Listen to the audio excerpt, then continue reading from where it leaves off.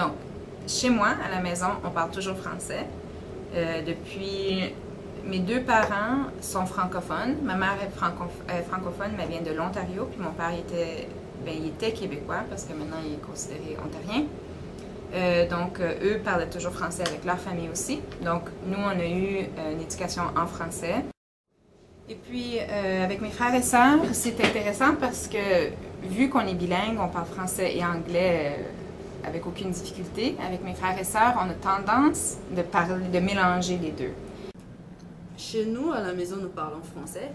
Pourquoi? Parce que, comme je l'ai dit premièrement, mon père pense que lorsque nous allons à l'école, de la maternelle jusqu'à en haut là-bas, on utilise le français. Donc, les parents pensent qu'il est mieux de parler le français aux enfants, les préparer déjà. Comme ça, quand ils auront à l'école, la langue française ne sera pas étrange. J'ai commencé à parler le français à bas âge, quand j'avais 6 ans. Bon, ma mère me parlait le français, mais à cet âge-là, je ne pouvais pas répondre en français, donc je comprenais ce que ma mère me disait, ou bien ce que mes frères et mes sœurs me disaient en français, mais je ne pouvais pas répondre du tout, mais je pouvais le comprendre. C'était ma mère qui a commencé de me l'apprendre. La plaisanterie, c'est qu'elle n'est pas française elle-même, elle ne le parle même pas couramment, mais elle a décidé de me l'enseigner lorsque j'étais tout petit. Comme j'ai dit, je l'enseigne à mon fils. Je veux qu'il apprenne le français comme deuxième langue directement dès son enfance. Nous regardons ensemble des livres d'images et je lui demande où est le papillon, où est le chien, où est la fleur, etc.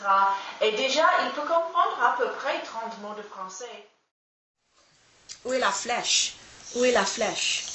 Oui, très bien. Où est l'avion? Où est l'avion? Oui, c'est l'avion, très bien.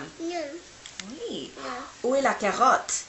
Où est la carotte? Oh, très bien, c'est la carotte. Où est le chat? Dis, où est le chat?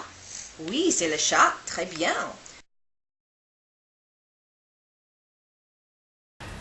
Bon, évidemment, quand je fais cours, je suis censé apprendre le vrai français à mes étudiants, hein, donc je dois faire attention, comme maintenant quand je vous parle, je dois faire attention à avoir un certain degré correct, et non seulement grammaire correcte, mais aussi pas d'argot, par exemple, ou alors un argot assez limité.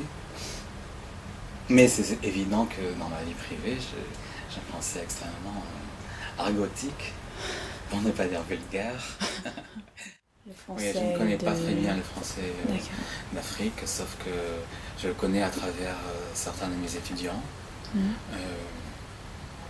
C'est différent, c'est tout à fait normal, même si les anciennes colonies, certaines sont encore francophones. C'est surtout différent par rapport à l'accent et par rapport à du vocabulaire, hein, ou des expressions, mais je n'ai pas de problème pour les comprendre. J'ai peut-être plus de problèmes à comprendre les Québécois, certains ayant un accent très très très difficile pour moi. J'ai sans doute plus de problèmes à comprendre les Québécois que les Africains, par exemple. Et parfois les Belges aussi.